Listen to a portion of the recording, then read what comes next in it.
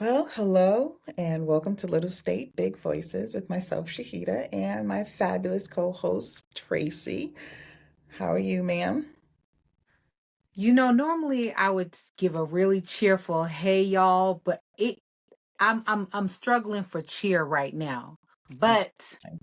I'm getting there. I am struggling. It was a rough week. And it was a rough week. Tuesday, we all went through, the shock of our lives. I honestly didn't think I really thought it was going to be the other way around, that Kamala Harris was definitely going to blow him out the water. But I gotta say, first and foremost, I am extremely proud of Black women and Black men who stood out and came in support the only candidate that is worthy of the White House at this point. It was Absolutely. an emotional loss, and unfortunately, it opened up wounds that have never healed in this country. They've never been closed as it is. And now we are forced to deal with more hate and more bigotry towards our community, like on the level of Jim Crow. I don't know if you have read what middle school kids and college kids and high school kids kind of text and emails that they're getting. They had that already to go, Mm-hmm. Queued up. queued up to go, telling them that they would be recruited for the new slavery. And we're going to have to find a way to talk about this. I mean, we talked about sisterhood last week and how important that is. And it's even more important this week, just vital to us being able to maintain some type of peace, because we don't know what's coming for us specifically. We see it, but there could be so much more specifically from this administration. We already knew that, a good portion of Americans were vile and racist. And with the election of Trump, they feel so emboldened to really express that to us, how much they hate us. And it's something. It's unfortunate. But to that point, guess who else is emboldened now? Who? All of us who have felt that letdown from Tuesday. We are all emboldened. Yeah. We have all been given our assignment, which is we are not going the fuck back. I'm not going back. Mm-hmm. So, and if you want to take me, you're going to have to take me kicking and screaming. So that's number one. Number two, we have to understand that and someone said this, I'm borrowing it and I'm paraphrasing.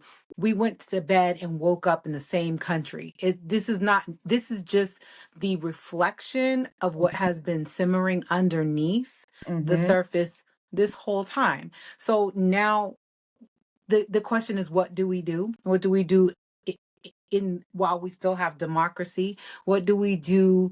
What are we in control of that we can handle? And what do we do politically? And I say we, but I really mean our Democratic Party. Stop playing checkers. It's time to play chess. These mofos been playing chess. I feel Yeah. like they had this queued up since the Obama administration. Mm-hmm. I don't think this is an overnight thing. This is No, something it's that not. has been brewing. Mm-hmm. But I will encourage everyone to lean into your resources. If you have health care of any kind, lean into your resources. Yeah. Talk to a professional, talk to a therapist. If your therapist is not giving you what you need, change your therapist and get a therapist that looks like you, that can understand your problems and your issues. We we definitely have to take control of what we have the power to control. Yeah. Yeah. We do. We do. And unfortunately, well, you know what? Tracy started off with the positivity of like we're leaning into ourselves.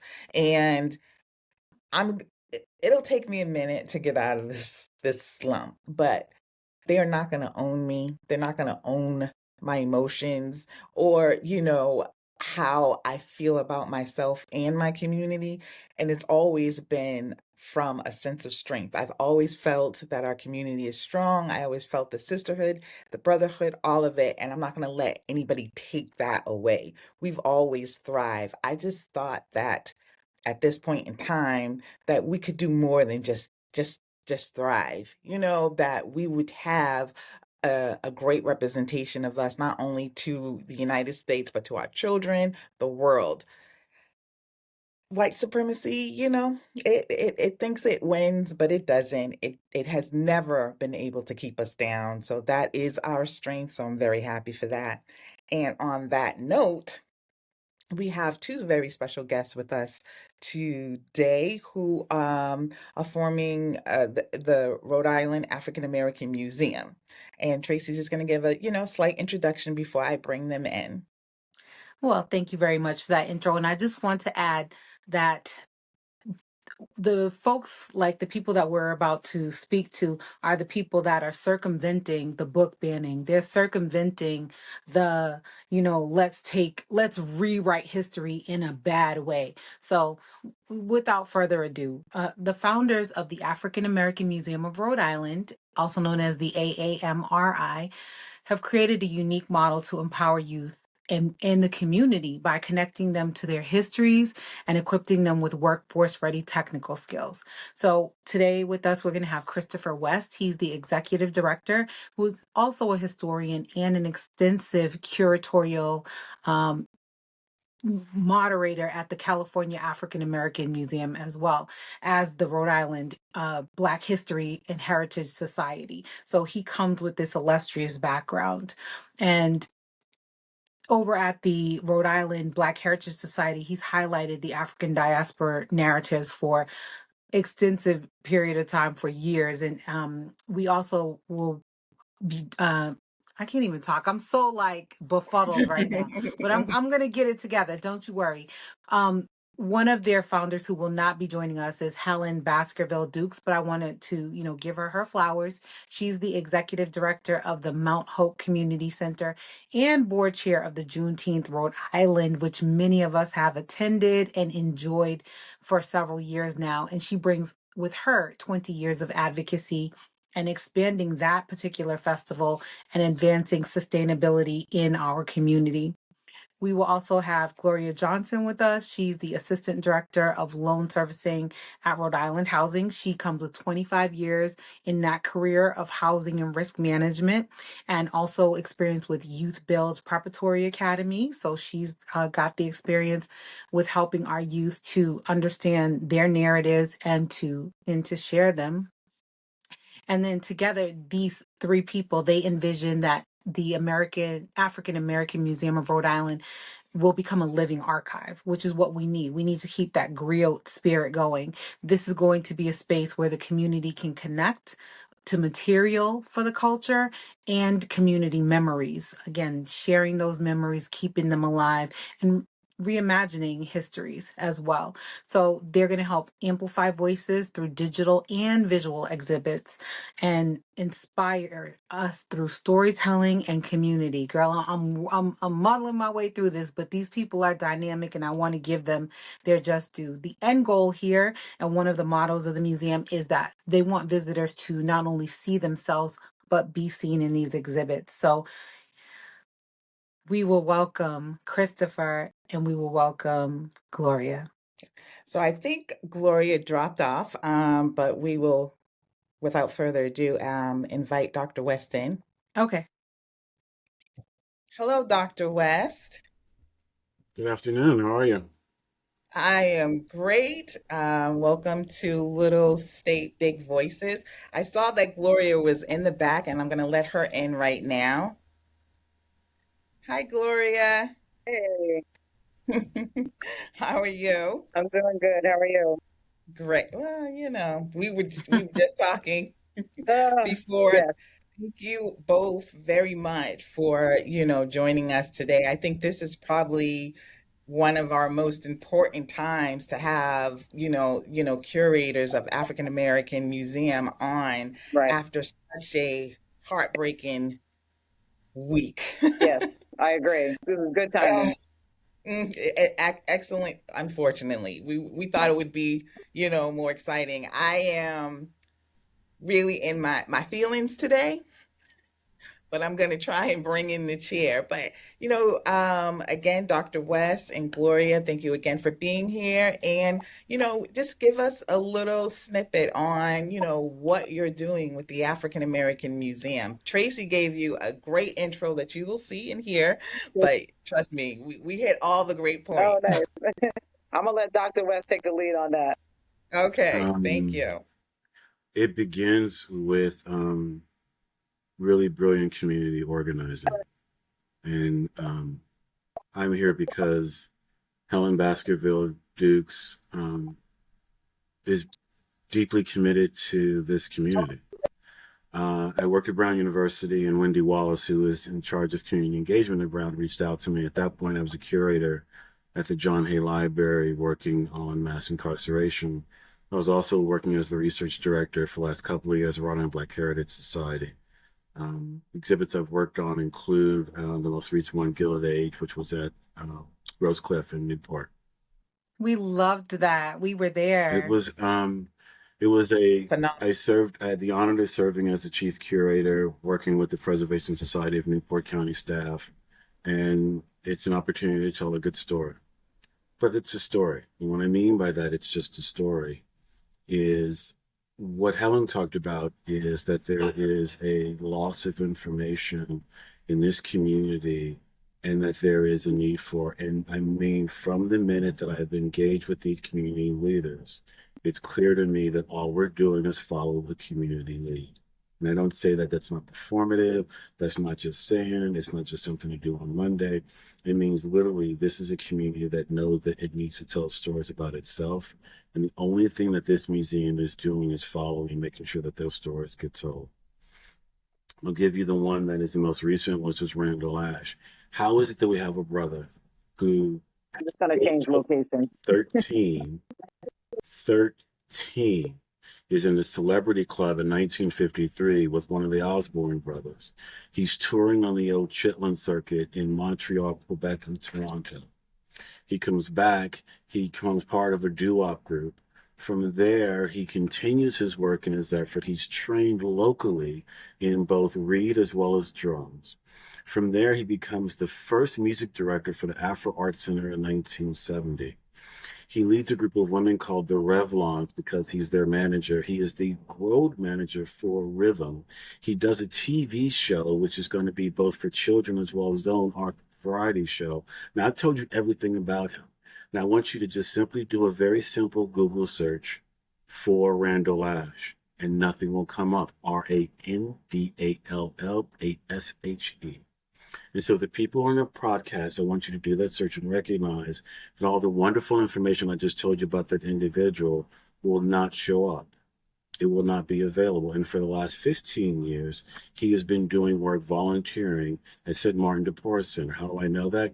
Because when I went in to meet, the sister at the front desk says, "Who are you here to see?" I said, "Here, I'm here to see Randall." "Well, sit down. He'll be here in 5 minutes." 7 individuals asked me as I was sitting there, "What am I there for?" I asked if I was there for Randall, and they all said, "Oh, Randall will be here in 5 minutes. Don't worry about it." It was a first name basis because they understood who he was. We want youth at Youth Build Preparatory Academy to interview him, to tell his story, and then to build a Wikipedia page. But we're not stopping there. We then want those same youth to advocate to rename Cranston Street Park in proximity to St. Martin de Porres after Randall Ash. It's appropriate. It's appropriate because we get to tell stories about our community.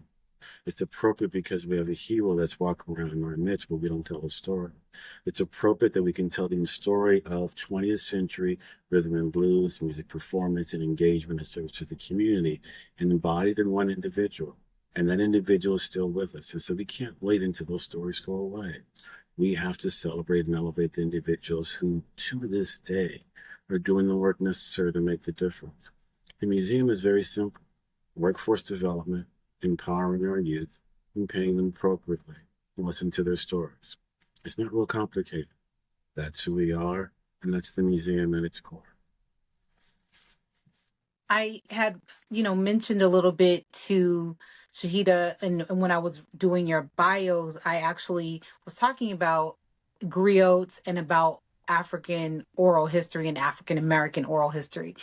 That's one of the things I think that we've gotten too far away from. And I'm so happy that your museum is going to be able to encapsulate all of that information, because I think, especially with the advancement of technology, less conversations are being had, less one-on-one personal conversations are being had. So I think it's important for the youth and the community, especially the parents Yes, and those who influence youth, to be there and take regular visits to your museum so that they can see and they can internalize what African American history really and I is. want to be clear. So, when there's a conceptualization of the museum, there is typically a location in which there are physical objects that have been preserved and interpreted by curators.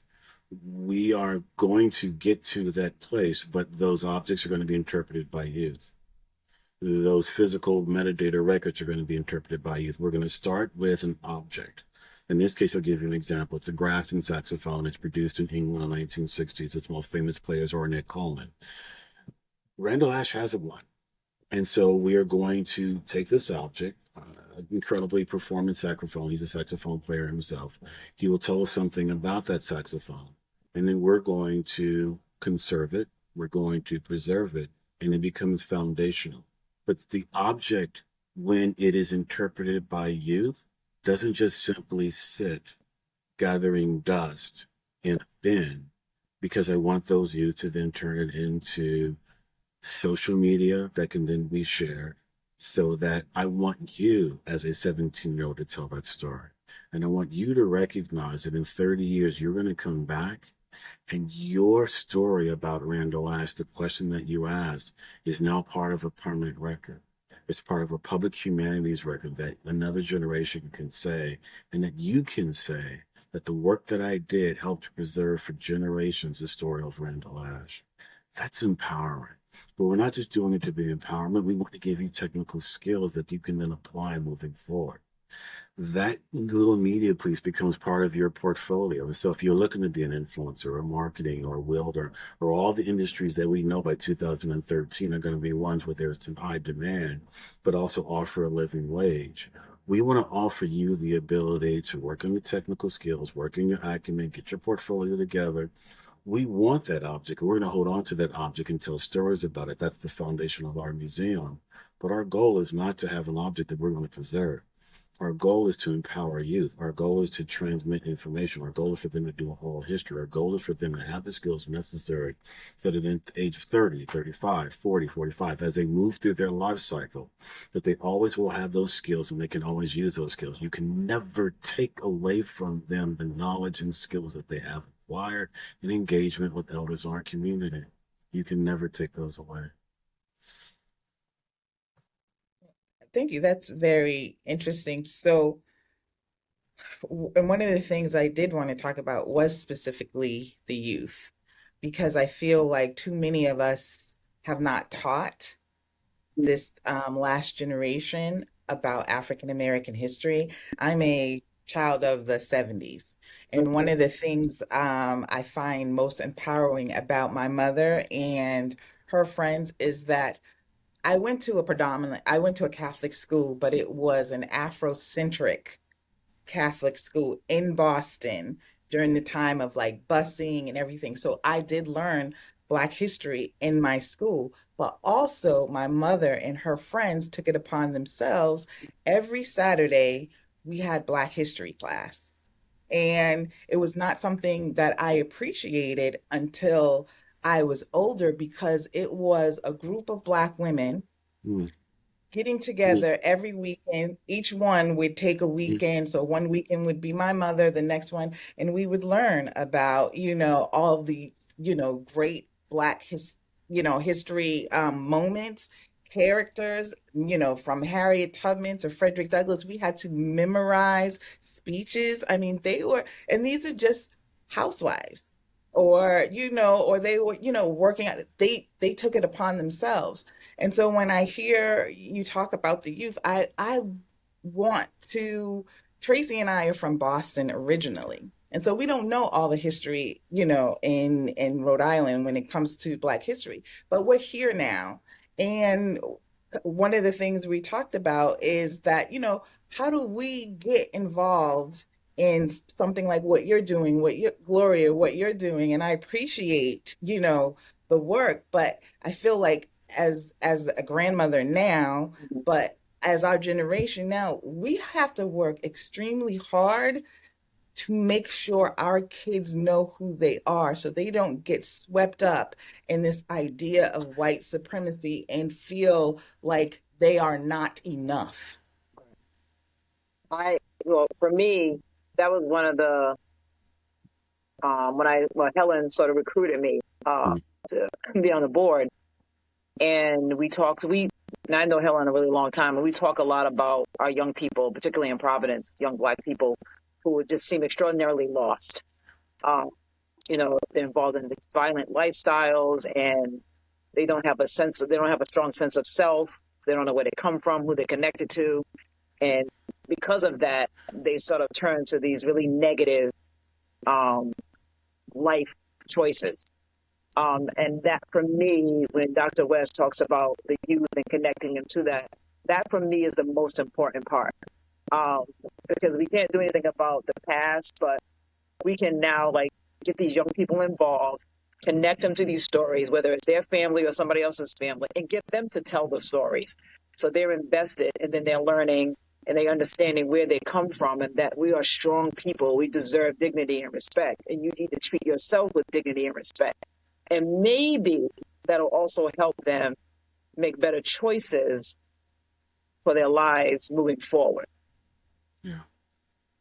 I like the idea that you are allowing them to incorporate the things that appeal to younger generations, such as social media. So Mhm. I'm glad that you're finding a way to incorporate that along with the knowledge and the history and things like that. So if someone wanted to experience the museum this month, what could they expect and how would they go about doing that? Well, the one event that we are working on currently is an interview done by Youth Build Prep Academy of Randall Ash in preparation for the Wikipedia, and we just met with Rizky because we also want to establish a partnership in which, again, so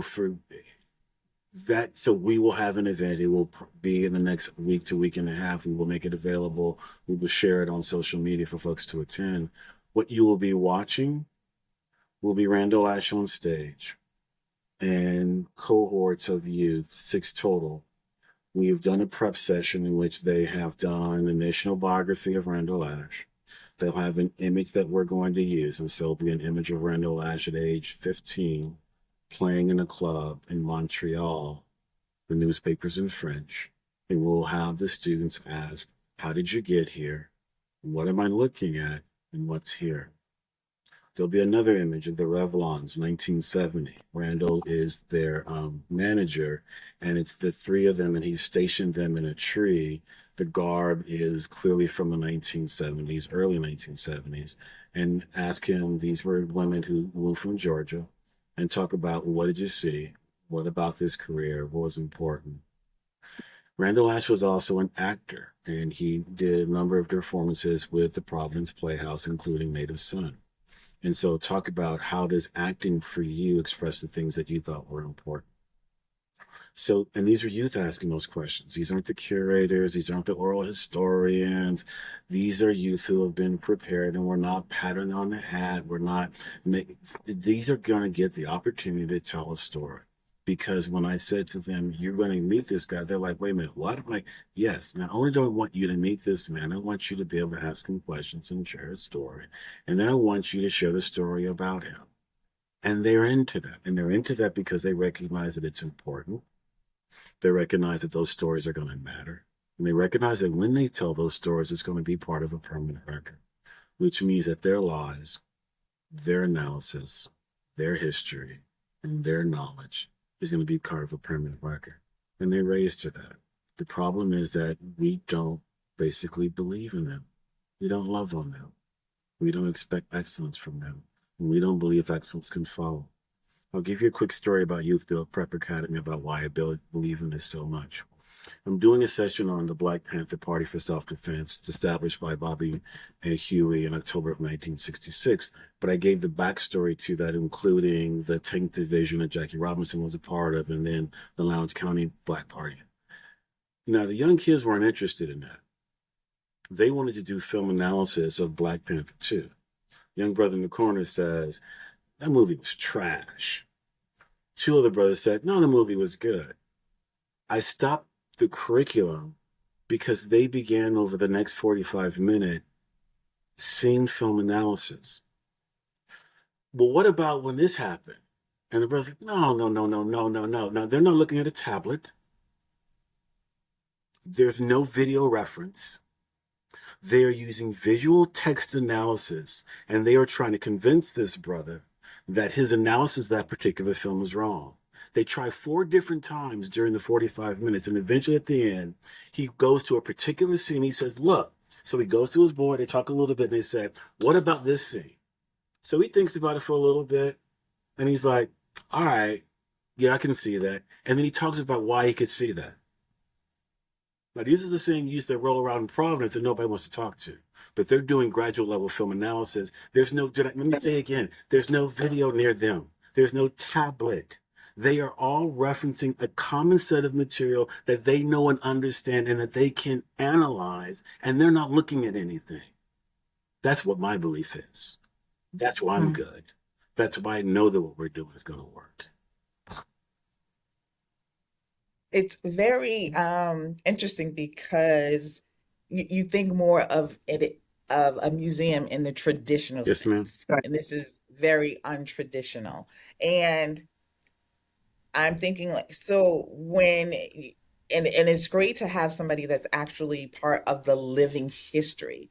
So are you going by different genres of African American history from here in Rhode Island? Or I mean, how are you pulling this all together? Whereas, especially the youth, but older people too, because they don't know. I don't know, all of the Black history in Rhode Island, where you're pulling it all together, where I can not only see but participate in it.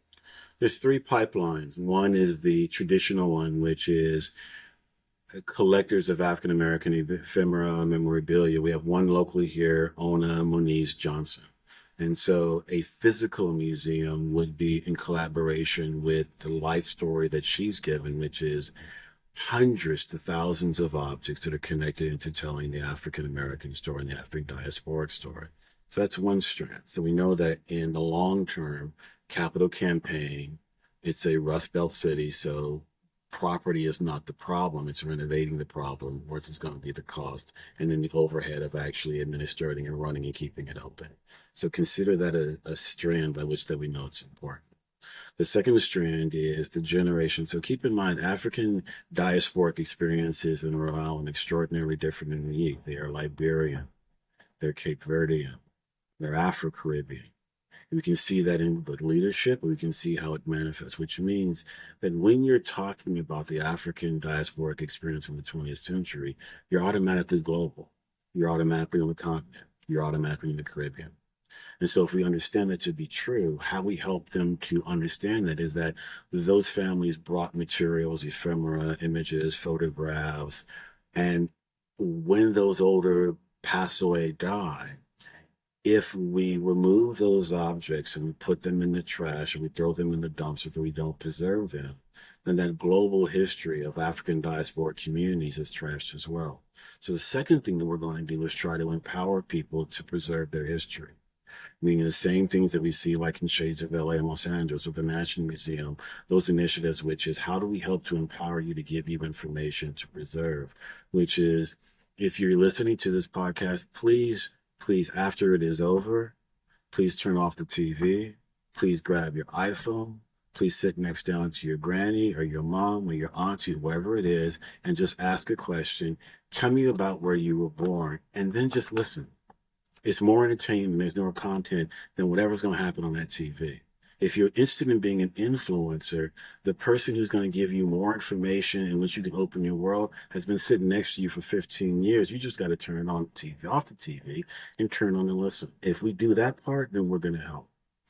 The last part is about changing the physical landscape, which means that we know that those people of African diasporic experience contribute the Bill of Taylor parks that are out there.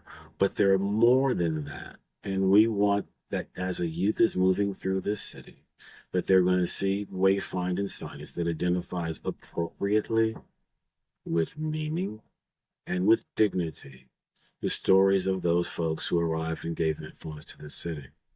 I'll give you one example.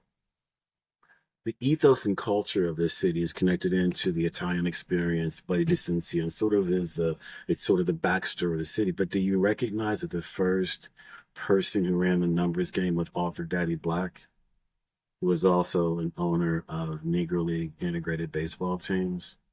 Do you recognize that one of the original people who was a part of that illicit trade, shall we say, was trained by Author Daddy Black?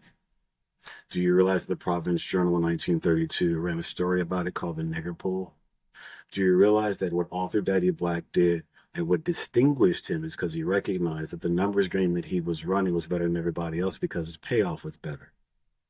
And do you realize that in 1932, when he was killed upon the word of the New York Mafia to allow for the Italian Mafia to then grow?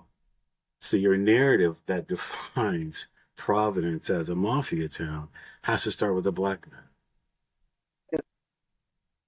Now watch all your And now it's watch all your heads, watch your reaction, watch your body, and it's not to glamorize the life.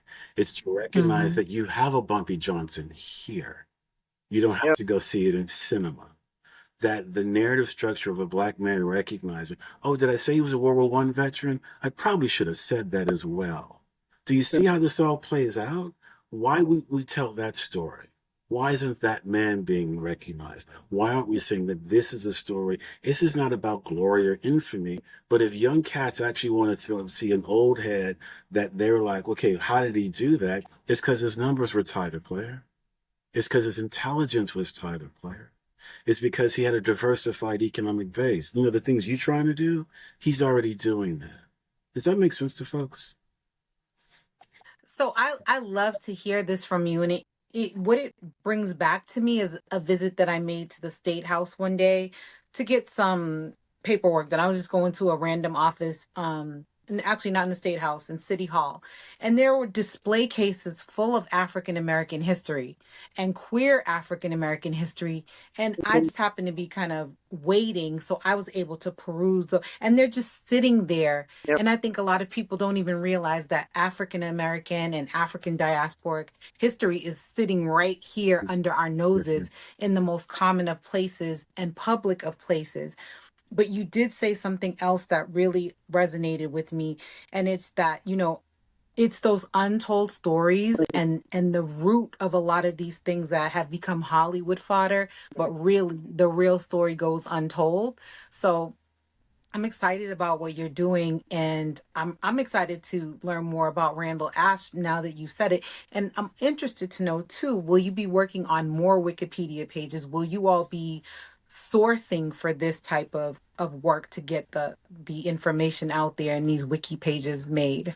We want to do a Wikipedia. So to me, it's a public humanities approach. And so public humanities approach does two things. One, it is a permanent record, and the reason for Wikipedia is to offer to the general public information that they can consume globally. So we're following with that original intent. Two, it means that in 5, 10, or 15 years, if you're the young person who contributed to that, you can always go back that and see the information. And three, how do Generation Alpha and Generation X generate information? They're probably doing Wikipedia searches. And so I want to give them access to information in the ways that they want to acquire that information.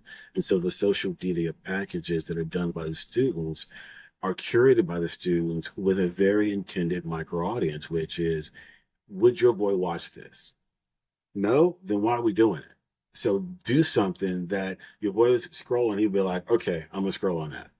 That's all I want. It's not complicated. I just want your boy to want to scroll on that. So you design it. I'm not going to be the one to tell you I got gray hair. I'm, crutch life. I'm old. Like, I'm not the one that's going to do that for you. But I want to give you enough information, knowledge, and skills that not only do you get the imprint tour of museums, which is, any museum does it, it's the last institution in the United States society that people trust what it says. I need you to hear that. It's the last institution in the United States society that people trust what it says. Museums are the last place where we suspend judgment because we believe that the research that is going into that is worthy of slowing down and taking time. And if young people can provide that, in which folks are going to have to slow down and take time, and it's done extraordinarily well, and they're proud of it, they will carry that for the rest of their life cycle. We know that, for example, with Marcus Garvey, UNIA folks, for the remainder of their life cycle, when they got interviewed in their 70s and 80s, what they talk about? The pride of UNIA. And so if we can do that, if we can instill that pride and skill and acumen and get them paid, then we've done what we're supposed to do. Because that's all it's about. It's about doing what we're supposed to do. I read in your bio that you worked with the Rhode Island Heritage Rhode and Society. Black And I Regiment. remember when Yes, ma'am. when that was at the arcade Yes, ma'am. years ago. My daughter used to intern there, and I remember she did a presentation, and it was on a particular slit, and I looked for her information and I couldn't find it, but and it was a very small, small space that they had for, a few years, but I was extremely impressed because I'd never seen anything like that in Boston. And so when I heard and when I saw that you were a part of this, will you be incorporating some of that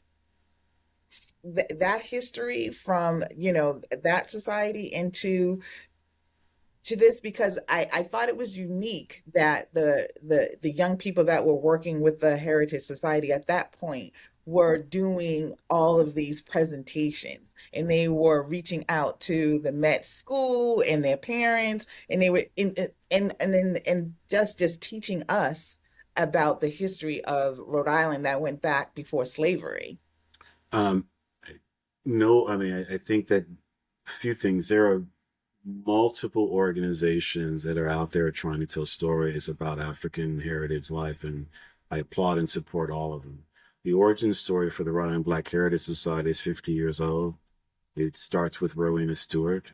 It is a collection of African American business, social, political elites who had either been working in NAACP or Urban League, and they took their papers and they wanted to make sure that they got preserved. And that's the origin of the organization.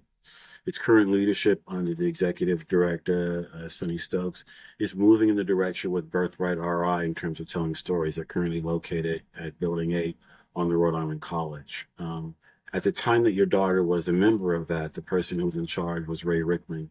Ray Rickman is now in charge of an organization called Stages of Freedom.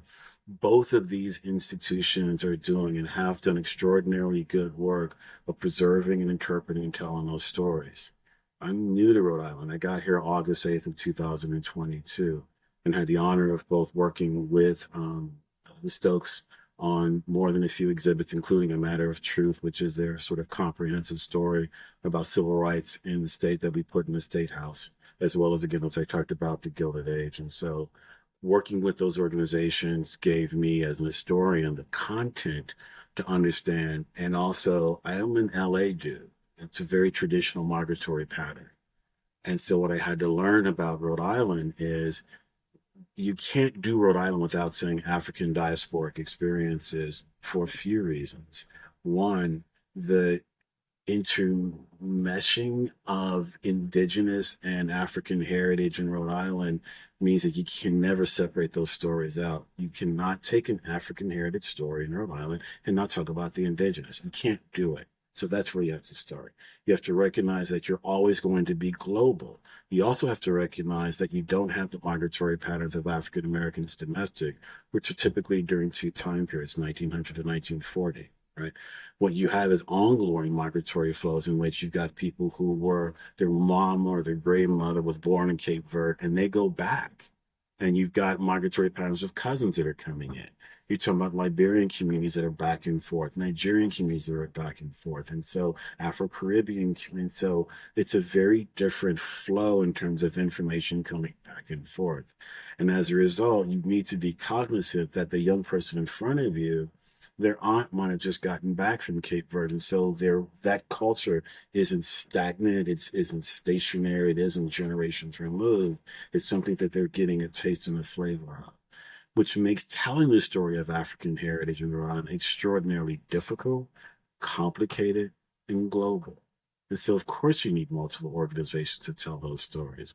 Our focus is primarily the 20th century, and our focus is on the generations that have arrived post-World War II, because we believe strongly that those particular stories have not been preserved and have not been told, and that second, those 1.5 and 2 and third generation who just talked about globally need to hear that, because their parents, when they arrived into Providence, typically moved into what would be identified as Black residential and commercial spaces. And so we are interested in the imprinture of Blackness influenced by global culture, Black influence influenced by Black migratory patterns, and recognizing that served as the hub for folks.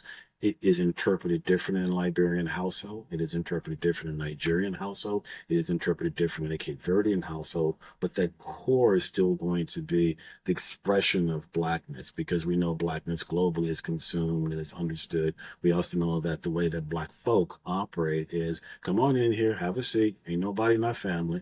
And that, I think, is what folks react and responded to, because our board reflects that. Our board is that diasporic communities who said, I came here, but my mother interacted with Black folks because that's where I found home. So that's the story that we're very specifically trying to tell. And we think that niche has not been told. We are not looking, nor do we have any interest in being in competition with our sister organizations. We just simply believe that this niche is an important niche and we want to tell it. We want to empower youth in telling it. Nothing complicated. That resonates deeply with me. It does. So I'm a Black woman. It's easy to look at me and see that, but my family immigrated from Honduras. There we go. My parents themselves. So I am first generation American. And I do believe that, growing up, we're Gen X, and we were told, melting pot. And we're getting away from melting pot. Now we are, everyone stand on your own in this gumbo, is kind of the metaphor that I've heard most recently. But it's less focus on assimilation and more focus on highlighting your differences, which, is going to be important, especially for these young people who, like you said, are either first or 1.5 or second generation into the United States. And I think it's important for the overall Black Americans who have been here since, prior to World War II, to understand that we do have those commonalities and we respect those commonalities, Yeah. but we also appreciate our differences, although we just got dropped off by a different boat in a different You need to place. stop. I get that. I hear you. And I think Blackness change, and I think that the benefit of, and I want you to actually hear this, I'm going to say it slowly, the benefit of the Harris presidency campaign and candidacy normalizing that Blackness is a foundational core for her identity, but that her ethnic identity ranged throughout the globe, but that she centralized who she was and said, I am a Black woman. Now, all y'all lost your mind, and I know that confused you, and I get that, because I know what you see us as. But that, to me, is an opening moving forward, because it allows the possibility of, well, wait a minute, but I thought she was, but I thought her mama was, but no, she sees herself as Blackness unapologetically. That's an opening. That's an opportunity. That's a space for a conversation. I'm less interested in what happened in Madison Square Garden, and I'm more interested by what happened in Iowa with somebody having to hear that. I'm more interested in the young girl of color who's now going to research and try to understand what did she mean when she says she's Black and looks that way. Those are the things I'm interested in.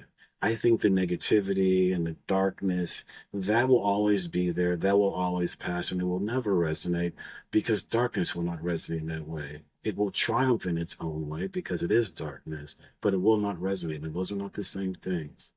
And our youth will resonate with stories that will move them. Our youth will resonate those stories and empower them. And if we give them something that will help them to resonate and see the lightness in each of them individually, then they won't be caught up in that darkness. Very interesting. Gloria, you've been quiet.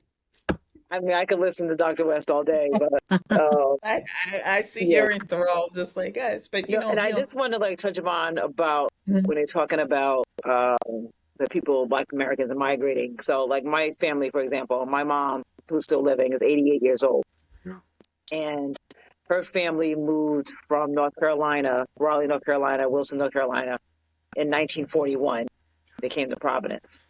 But a couple of my grandfather's brother was already here. They moved here in the late 30s because it's sort of that time they're migrating for jobs and things like that. And I even when I'm riding around in a car with my mom, we're riding through Providence. She talks about what the city was like when she was a little girl.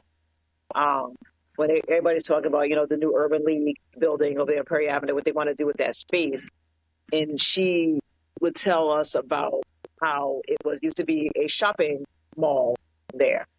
They had a market, they had a resource center, they had a bar, they had all these things, and one of my grandfather's brothers managed the meat market there, and people were really the Black people there, and it was a very back in the 40s and the 50s, there was a lot of Jewish people that also lived in South Providence, and so they developed this relationship. And just hearing her tell the stories, even just riding around Providence, I'm at my sister's house right now. She lives in Wiggins Village, which is off Bridgham, Cranston, Westminster. And she talks about the buildings that were here, what they looked like before. And back in the mid 60s, my grandparents' church was over on Knight Street in Federal Hill. And it was bombed. And it was called Holy Cross Church of God in Christ. And it was bombed by some racists, and that was my grandparents' church. And she talks about that time, remembering when that happened, and how they had to relocate the church to Broad Street in South Providence. And I always think about what a blessing it is to be able to hear my mom and some of my older relatives talk about the time in which they lived, right? These are not things this is firsthand accounts of their lives as Black people in the 30s and the 40s and the 50s and what it was like here in Rhode Island. It is funny, she said, when she got married in 1954, she moved to Georgia with her husband. And even though, we all know races are everywhere, we're not saying that's not the case, but she said when she moved from Rhode Island to Georgia, it was so stark, the difference. Because when she was a teenager here in Rhode Island, she didn't have to sit at the back of the bus. She didn't. That wasn't a thing. And when she went to Georgia, that was the thing. She felt like she had more of a community here as a Black person than down there, because everybody there was so fearful. My mother was always been a very kind of a hot-tempered person, and when she went to Georgia and they were telling her, you can't sit at this counter, she would start going off on these white people. And her in-laws were like, oh, you can't do that. You can't do that. Mm-hmm. So they will come to your house and drag you out of your house tonight. Yes, they will. So hearing those stories, and I think people need to hear those stories. Young people need to hear these stories. And because I feel like a lot of young people, especially, they sort of glamorize the sort of violence or sort of thing that's happening in our nation right now. And they don't really take these things really seriously because they're not connected to any of it in any way, shape, or form. Right. Not through their parents, their grandparents, any of that stuff. And I think it's important this museum is going to be able to connect these young people to who they are, what was happening then, and what is happening now. And I think that's really, really important that that happens like yesterday. And I love the story, the fact that you're getting this from your mother. You're getting that oral history Yeah. from your mother. My mother right now is in the process of also kind of documenting, stories she heard from her great grandmother and her grandmother and her mother about our migration, my family's migration from St. Louis, Missouri to here, to Boston, actually. And I feel like when I hear the stories, just like you do, and you hear what this is just a generation ago or Yeah. two generations Yeah. ago, how it makes me feel so connected, Yes. but also so proud of what people have done. Yeah. And that's what I want I want my grandchildren to feel That's that way. right. I think I did a pretty good job of teaching my children about their history, because I know that they weren't getting it at North Providence High School. They were not getting it at the Met. They got tidbits. And I feel like it's been watered down. And I feel a lot of where we are today with our youth is because, unfortunately, we did not do our job Right. as far as keeping those stories Right. and telling them without watering them Right. down. Right. We needed to keep it absolutely 100 with our kids, because they don't understand how great what greatness that they actually possess. People would not always be trying to put you down if there was not some greatness about it. If you were really the thug, if you were really just, the Yeah. welfare queen and all these Yeah. things,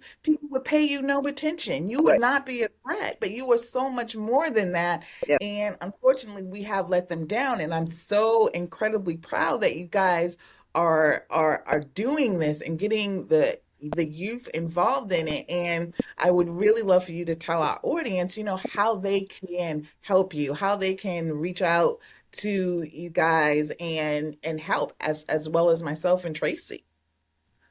The website, I mean, everybody has their website. aam-ri.org is the website. We lay it out in a project-based approach. So the first one is Camp Stories, which is telling the stories about 6 individuals that are in and around the Camp Street community and the Mount Hope Community Center. There's another one, which is another project, which is around nurses. There's a 100-year-old nurse who was working in World War II, segregated military. And that's emblematic of the story of Black women who pursued their education in the southern part of the United States, migrated to Providence and Boston, but in Providence served primarily as healthcare workers. And now they're in assisted living facilities or having their families take care of them. But those stories of their support and the thing that comes to us is, and the reason why, again, I talk about that this institution exists because it's following the community, is because a board member said, I have a network of 15 women. I'm waiting for you to do their oral histories. I need you to hear that. So when you are funding us, you are funding a young person to go to do that oral history. That's what we're doing. It's not really complicated. There's no, that is where that money is going to. The last one is going to be the Randall Lash piece that I talked about. And if you're interested in the capital campaign, it's the Owen Lemonese Johnson, that means you've got to do provenance on individual objects. We need to have to tell a story. We have to figure out how to preserve it. Blah, blah. So if you're interested in, I want to help your capital campaign. I want to help that vision of a museum. That's what it is, because it's based upon real objects connected into a collector that we want to help to preserve and interpret. Again, it's a museum that's built upon the actual needs and desires of the community, not because there's a need to have a building. And when you reorient the reason for the institution, then your support is, I want to, some of it's money, but some of it is going to be, we know these young people need literacy wraparound skills. We know that they need workforce development. And so we can't put them out there without recognizing that the systems that are in place haven't done that. So we think about a place like Youth Build Prep Academy. If you want to help to support us, support Youth Build Prep Academy, because that institution is doing that work as well.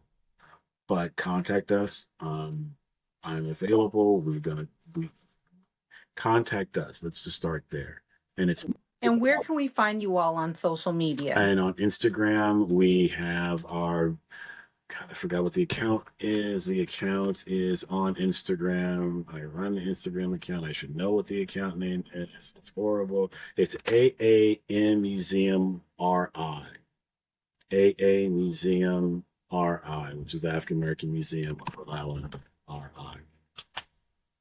Excellent. That reminds me of the upcoming film, The 6888. Most of us have never heard of the 6888 until Tyler Perry gave some exposure to that infantry, that unit from World War II, of these courageous Black male professionals, soldiers, really, who helped get correspondence going and really maintain the morale during, the most difficult time of World War II. So, and many of those women are still alive in their hundreds. And had they not been talking about this, had someone not taken the time to listen and say, this, the world needs to know about this, I just envision that some of these stories that are going to come from your center, from your museum, are going to hopefully someday hit the masses and go beyond Rhode Island. That's my hope for you. The author Daddy Black, somebody, what I want to do for these young folks is to say, look, somebody is going to make a movie on author Daddy Black. Do you want to be the executive producer for it, or do you want to buy a ticket? Mm. Somebody's going to make that That's movie. a word. You want to be the executive producer? Yeah. You want to buy a ticket? I want you to be the producer on it. I want you to be the star. I want you to help your boy to be a grip. I want you to recognize that story, everything now is driven by great content. The content within African heritage communities is trillions of bytes of information rich. That's where you need to be spending your time. Yeah. Because we make the culture. Yes, ma'am. We are the culture of this country. We are the culture. Yes. Yes, ma'am. The culture of this country. We are. And when we separate ourselves, Yeah. they come and get us. Yes. They come and get us. So our time is about up, but I need you guys to leave us with something inspiring, what it is that you love about Rhode Island, what needs to be fixed, and just something about the museum just to close us out. Gloria, that's you. Ooh, oh boy. I would just, say, in light of everything that's happened in the last few days, as you had said, Shahidah, you're in your feelings. I've been struggling all week. But I would say to folks who are struggling, find your community, stay in your community, be with people who love and support you. We as Black people, I think we are some of the most amazing race of people on this. We are persevered through hundreds and hundreds and hundreds of years of torture, and we come out and we're amazing and we're smart and we're joyful and we're loving. And I think we should not forget that. I know it's tough right now. I know it's really hard, but we have to stay in community with each other and love on each other. Great advice. What about you, Tracey, and then Dr. West? Oh, I'm in this? Yes, ma'am. Yes, you are. What was the question? A word of encouragement. So a word of encouragement for me is, so Monday night, about 3 p.m., I shut all my social media off. I turned off my notifications and I only allowed for calls from my kids, my husband, and my mom to come through. And I self-reflected. And it had been a long time since I had been alone with my own thoughts, with no distraction, no TV, no, internet, what have you. I went to bed with the intention of whatever happened overnight, I was going to get up, get out of bed, and keep my routine. And what I realized the minute I opened my eyes on Tuesday morning, before I looked for any results or anything, was that the sun was still there. And that sun's going to keep rising every single day for 4 years and beyond those 4 years, for infinity probably. So just my thing is, like, every time you wake up in the morning and your eyes meet the sun, or the sun is coming up, understand that that's a new day and a new opportunity for you to just embrace controlling what you can control and taking charge of that in your life. That's all I got right now. It's excellent. I love it. Thank you. Dr. West, who has been inspiring us the whole time, but you Yes, know, Yes. yes. The internal polling by the Trump campaign relatively early on, and even after the removal of Biden and the elevation of Kamala Harris into the candidacy, was pretty consistent that he would likely win the election and win well. And I say that for the following. It means that the choices that he made to demonize his opponent, he wasn't John McCain, in which there was a constituent who made a disparaging remark about then Barack Obama. McCain took the mic back and said, "No, ma'am, no, ma'am. This is a good man. We simply disagree." And this isn't about discouragement. This is what I love about what we are going to move into, is that we have seen Black folks at our most creative in the middle of when it is the most horrific. And we good now because we clear. I need you to hear me. Yes. We good now because we're clear. We are clear. Yes. We're good now because we're clear. So we ain't got to pretend no more. I'm good. I am good with America now because I'm Yep. clear. We ain't gonna Yep. pretend anymore. And we can make some solid decisions. Yes. I'm voting with my wallet for the next 4 years. And what that means Yes. is I don't care how cute your craft table is. I was at an event last night. I don't care how cute your craft table is. Your energy is giving me that you're not here for me. Therefore, I'm voting with my wallet and I'm taking it over here to a business that I know holds the same values and ideals as myself. So now we're going to really start hitting them in the pocket. And that's going to be the next phase of this, is I that, like it. cancel XYZ corporation, stop shopping with XYZ corporation, and pour your dollars, funnel them into where they should be going, like the African American Museum of Rhode Island. Absolutely. That's it. AAMRI.org.